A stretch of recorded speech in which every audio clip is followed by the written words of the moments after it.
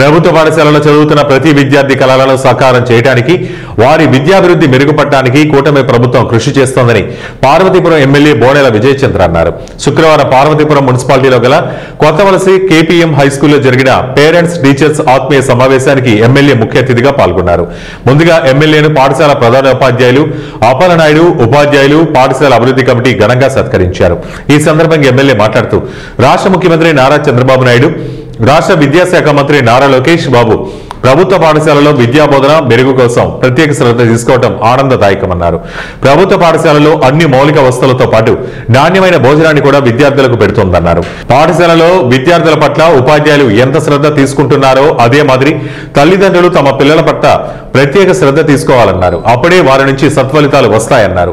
రాబో 10వ తరగతి ఫలితాల్లో 100కి 100% సాధించే విధంగా ఉపాధ్యాయులు కృషి చేయాలన్నారు. కష్టపడి ఇష్టపడి చదివితే భవిష్యత్తులో మంచి ఉద్యోగ అవకాశాలు వస్తాయని, తల్లిదండ్రుల పిల్లలకు హితబోధ పలకాలని తల్లిదండ్రులకు సూచించారు. అనంతరం సారథి ఫౌండేషన్ ఆధ్వర్యంలో ఆన్లైన్లో నిర్వహించిన పోటీ పరీక్షలో గెలుపొందిన 3 విద్యార్థులకు 5,000 రూపాయల చొప్పున నగదు బహుమతిని ఎమ్మెల్యే అందజేశారు.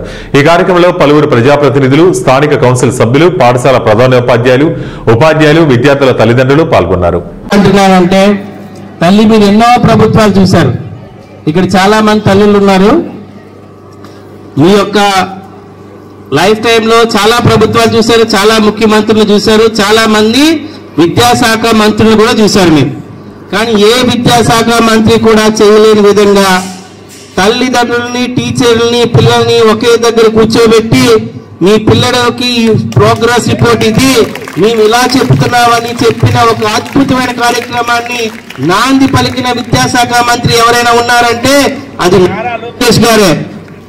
ఆలోచించండమ్మా, మీ పిల్లలు ఏం కావాలనుకుంటున్నారు, వాళ్ళ కళలేంటి, ఆ కళల సాకారానికి మేము రెక్కలిస్తామని ఎన్డీఏ కూటమి